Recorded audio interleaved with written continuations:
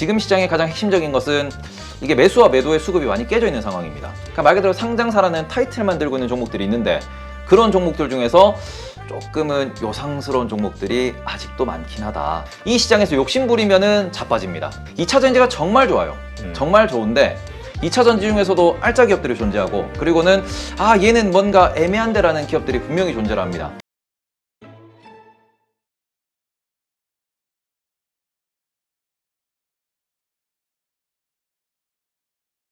사실 이 시장의 돌발 악재로 튀어나올 만한 것은 우리가 뭐 전혀 생각지도 못한 것들이 툭툭 튀어나오니까 그런 것이 이제 한국 증시에서는 얼마 전에 그 SG발 네. 그 어떤 주가 조작 사건, 네, 이런 것들이 또 하나의 큰 충격이 됐었잖아요. 네. 그러나 어쨌든 강 세장의 어떤 흐름이다 보니까 그런 대로 이렇게 잘 봉합이 되면서 지금 상승하는 것 같아요. 그런데 어쨌건 이런 주식들을 우리가 좀 피해야 되잖아요. 네. 우리가 좀 조심해야 되는 주식들, 지금 이렇게 시장이 아무리 좋은 분위기를 하더라도 네. 혹은 좀 피해야 되는 주식들이라면 어떤 것들이 있을까요? 제가 부끄럽게도 SG 사태 관련돼 가지고 뭐 여기저기 언론사 인터뷰도 많이 좀 하게 되면서 구독자가 6만에서 지금 11만이 됐어요. 제가 더블로 올랐어요? 네, 진짜 어떻게 보면은 떡상을 하고 있는 중이긴 한데 그때도 제가 말씀드렸던 건 딱 이겁니다. 이유 없이 오르는 종목은 사면 안 된다. 이게 주식 투자를 오래 하신 분들은 다들 아시겠지만 주식은 딱 두 가지입니다. 매매로 접근할 거냐, 투자로 접근할 거냐. 투자라고 하는 거는 실적이 나올 거고요. 그 다음에는 뭐 어디까지 올라갈 수 있고요. PBR이 어떻고요. 배당이 어떻고요. 요런 얘기를 합니다. 그러면서 공장 증설을 하는데 새로 계약을 맺었는데 요런 얘기가 나오는 기업들은 조금 장기로 보시면 투자하시는 게 맞죠. 사이클을 타면서 그러면은 뭐 3년 동안 수익률이 50%가 나왔습니다. 이러면서 계속해서 뭐 수익률을 쌓아가는 이런 투자를 하실 수 있고요. 이게 기간이 길면 장기 투자, 짧으면 뭐 스윙 투자 이런 식으로 보실 수 있습니다. 다만 우리가 이유만 보고 들어가는 수급만 보고 들어가는 이런 기업들 같은 경우에는 거래량이 많이 터지고요. 그리고는 특징주라고 하는 말 그대로 오르는 이유가 있어요. 그리고는 그 이유는 길게 가지 않는다는 것을 많은 분들이 알고 있습니다. 그러면서 차트를 보고 수급을 보고 하면서 뭐 길면 한 달, 짧으면 한 1, 2주 정도 아니면 정말 짧으면 하루 이틀 정도 즐기고 나오는 게 매매, 트레이드의 영역이거든요. 근데 이런 부분에 있어가지고 이유 없이 꾸준히 뭔가 수상한 움직임을 보인다라고 하면은 그 부분에 있어서는 피하는 게 상책이죠. 모르면 투자하지 말라는 이야기가 나오는데 이해되지 않는 이슈 그리고는 오르는 이유를 시장에 있는 그 누구도 모른다 그러면은 그거는 분명히 경계를 해야 되고 지금 시장의 가장 핵심적인 것은 이게 매수와 매도의 수급이 많이 깨져 있는 상황입니다. 이게 뭐 강세장이기 때문에도 그럴 수 있겠지만 시스템적으로 뭐 CFD도 규제를 많이 낮춰줬었고요. 그리고는 코로나가 터진 이후에 전 종목 공매도에서 지금은 350 종목 공매도로 바뀌었습니다. 그러면은 밑에 있는 종목들 같은 경우에는 올라가도 누를 수 있는 힘이 없어요. 그런 말 그대로 돈 있는 사람들이 충분히 뭔가를 액션을 취할 수 있는 이런 상황이다 보니까 이유를 못 찾으면은 투자하시면 안 됩니다. 적어도 뉴스에 한 줄은 나와야 돼요. 이런 부분에 있어가지고 조심해야 되는 거는 꼭 내가 상승의 이유, 매매 이유를 찾고 접근하셔라. 이렇게 말씀드리면 될 것 같습니다. 지금도 그런 어떤 말씀하시는 그런 기준에 들어가는 좀 불안해 보이는 종목들이 눈에 보이시나요? 네. 얘기하기는 그렇죠. 네. 네. 그 종목들의 특징, 네. 지금 언급하신 그런 것들이 겹치는 네. 그런 종목을 일단은 조심하자 이렇게 보면 될까요? 아니면 거기에 우리가 조금 더 이렇게 딱 구별할 수 있는 어떤 포인트들이 있다면 또 뭐가 있을까요? 첫 번째로 저는 이렇게 말씀드려요. 거래량이 좀 많이 적은 종목, 그리고는 뉴스가 없는 종목, 공시가 없는 종목, 그리고는 실적의 성장이 없는 종목. 그런데 주가는 일정한 각도를 보이는 종목들. 우상향으로 계속 오르는 종목들. 네. 그런 종목들이 꽤나 아직도 많이 남아 있습니다. 그리고는 이 종목이 뭐 하는 기업인지도 모르고 그리고는 이 회사가 어디 있는지도 모르는 기업들이 많고요. 국내에 상장되어 있는 회사가 제가 지금 기억하기로 2,400개가 넘는 걸로 알고 있습니다. 그 중에서 2,400개 중에서 이게 기관이 트레이드하는 종목 같은 경우에는 많아봤자 1,000개일 거예요. 그럼 나머지 1,400개는 잊혀진 종목 혹은 상장은 돼 있을 때 거래가 안 되는 그러니까 말 그대로 상장사라는 타이틀만 들고 있는 종목들이 있는데 그런 종목들 중에서 조금은 요상스러운 종목들이 아직도 많긴 하다. 이제 그런 부분을 조심하셨으면 좋겠다라고 말씀드리겠습니다. 네, 잘 모르는 분들은 이거 우상향으로 그러니까 계속 오르는 모습, 그 차트가 참 이쁘다 이런 생각으로 쉽게 들어갈 수 있는데 이건 정말 조심해야자. 네. 네, 알겠습니다. 지금 그럼 반대로 좀 좋아 보이는 섹터나 주식이 있다면 어디가 있을까요? 저는 계속 말씀드리는 게 첫 번째는 한국만 할 수 있는 섹터를 말씀을 드려요. 이건 뭐냐 그러면은 최근에 우리가 방산, 조선, 반도체, 2차 전지 섹터의 공통점은 대한민국이 글로벌에서 순위권이라는 겁니다. 그리고는 이런 부분에서 미용기기라든지 아니면 임플란트라든지 말 그대로 우리나라에서 실적이 늘어나면서 글로벌에서 우리나라의 파이가 커지는 기업들, 이런 섹터 같은 경우에는 국내 투자에서 꼭 주목을 하셔야 된다. 이렇게 말씀을 드리고 싶고요. 그 다음에는 지금 추세를 그리는 섹터가 있습니다.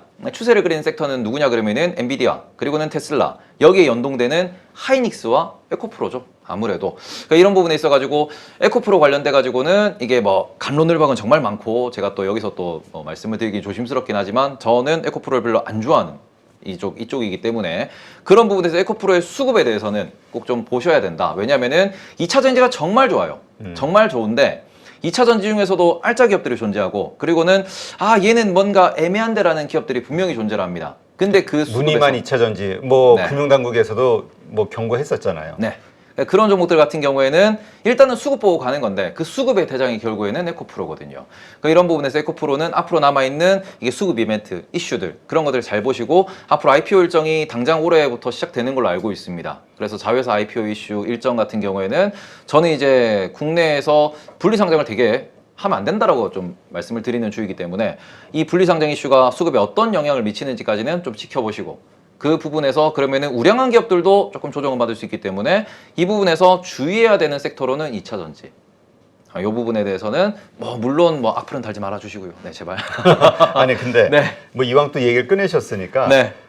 그래 이건 뭐 사람마다 다 생각이 다를 수 있고 뭐 네. 100% 맞으라는 법은 없는 거니까 네. 그냥 단지 우리가 참고하기 위해서 에코프로에 대해서 많은 분들이 기대하고 있는 거는 지금 눈에 보이는 성장이 확실하게 있기 때문에 네. 좋아하는 거고, 네. 그래서 이제 기대를 하는 건데 개인적으로 좋아하지 않는 이유는 뭔가요?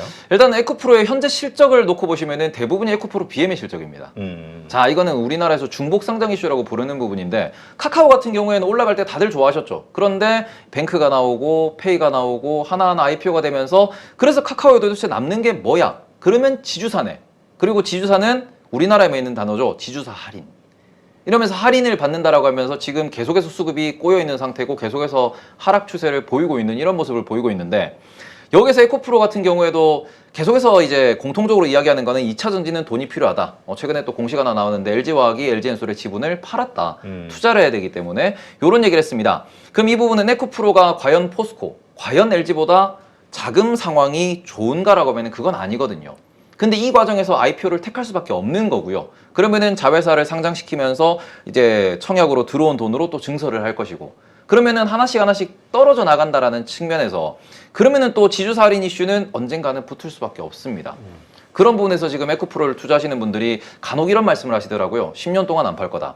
근데 그 부분은 10년 내에 어떤 이슈가 있는지를 보셔야 되기 때문에 저는 오히려 에코프로 BM은 10년 투자하셔도 된다. 그래서 사이클 고점까지 우리가 충분히 끌고 가셔도 된다라고 말씀은 드리는데, 지주사는 조금 다른 이슈고요. IPO에 대해서 물적 분할을 이미 다 해놓은 상황이에요. 하나하나 IPO 하겠다라는 계획도 이미 나와 있는 상황이다 보니까 이 부분에 있어서 카카오 때도 제가 누누이 말씀을 드렸거든요. IPO하는 기업은 지금 올라간다고 하더라도 장기적으로 개인 투자자가 살아남기가 너무 어렵다. 이것에 대해서는 기업을 경영하는 사람의 마인드이기 때문에 우리나라에서 소액주주에 대한 권리가 상당히 약하고, 이걸 뭐 소액주주들이 연대해가지고 소송을 걸 거냐 어쩔 거냐 불가능하다. 그럼 이런 부분에서는 투자하지 않는다, 혹은 좀 더 많이 공부하고 내가 조심하면서 투자하는 게 맞다인데, 지금 제가 제일 걱정하는 게 국내 기준 아까 뭐 신용도 말씀을 해주셨지만 예수금 잔고가 이제 40조대에서 50조대로 올라왔습니다. 네, 53조 뭐 이렇게 얘기 나오죠. 네, 근데 문제는 그 과정에서 뭐 오래 하셨으니까 아시겠지만 반대매매 비율이 계속 10% 이상 나와요. 그러니까 이건 무슨 소리냐? 새 돈도 계속 들어오는데 계좌도 계속 터지고 있는 상황입니다.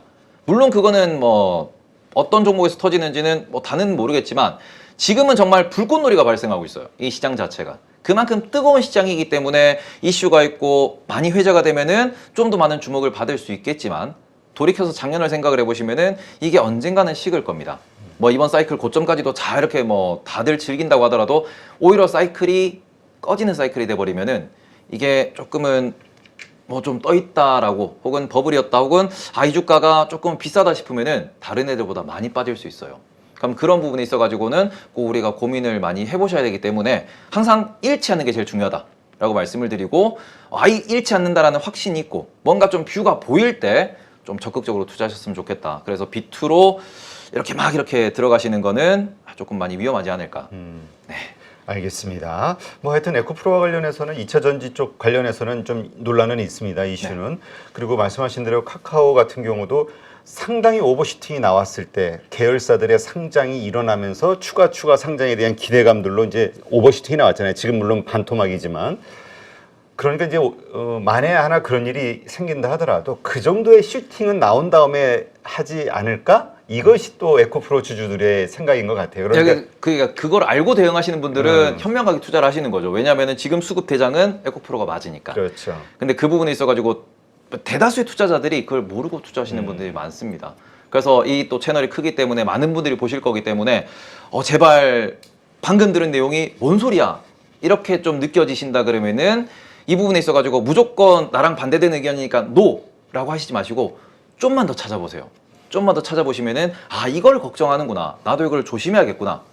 그래서 이 부분에 있어가지고는 제발 알고 이제 대응을 하셨으면 좋겠습니다라고 말씀을 드리고 싶습니다. 네, 지금 에코프로 비행 같은 경우는 오히려 골드만삭스에서 뭐 목표 주가를 확 낮추면서 이슈가 좀 됐었는데 오히려 그쪽은 투자해도 괜찮다라고 생각하시는 이유는 어떤 게 있을까요? 일단은 사업회사 같은 경우에는 저는 핵심적인 거는 결국 증설이라고 생각을 하고요. 그러면은 규모의 경제를 얼마나 이루냐라는 거고, 그런 에코프로비엠 같은 경우에는 이미 그 전부터도 계속 얘기가 나왔던 게 지금 양극재 기술력 기준에서 탑3 안에 들어간다.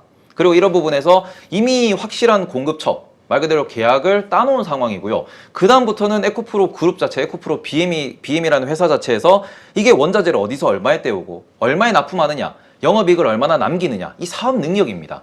그리고 지금 영업이익률 기준으로 놓고 보실 때 양극재 기업이 한 7%대, 조금 꺾여서 한 6%대 나오고 있어요. 이 영업이익률은 결국 사이클을 기준으로 놓고 보시면은 이게 좀 떨어질 수는 있겠죠. 다만 우리가 증설이 다 되고 그때 매출 규모 기준을 놓고 봤을 때 영업이익률 5%만 놓고 생각을 한다고 하더라도 일반적으로 제조업에서 정말 이게 돈이 좀 안 되는 케미칼이라고 하더라도 5%는 나옵니다. 그렇게 놓고 보더라도 지금 시가총액상에서 어느 정도 업사이드 여력이 있냐 그러면은 있어요.